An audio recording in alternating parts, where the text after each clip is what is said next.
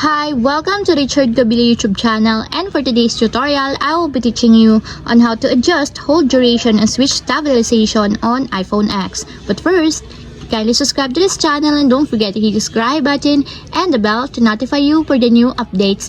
And let's start. Using your iPhone X, from your home screen, first go to Settings. Then in the settings, scroll down and find the accessibility and then top. Then in the accessibility, scroll down again and go to physical and motor section and then tap the switch control. Then in the switch control, scroll down and go to switch stabilization section and then tap the hold duration.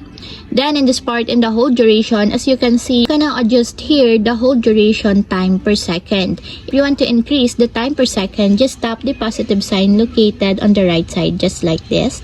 And if you want to lessen or decreases the time per second of your hold duration, just tap the negative sign located on the left side, just like this. And that's it, we have successfully adjust hold duration and switch stabilization on iPhone X. If you have a question, can you comment down below and don't forget to hit the subscribe button and the bell to notify you for the new updates. And thank you for watching!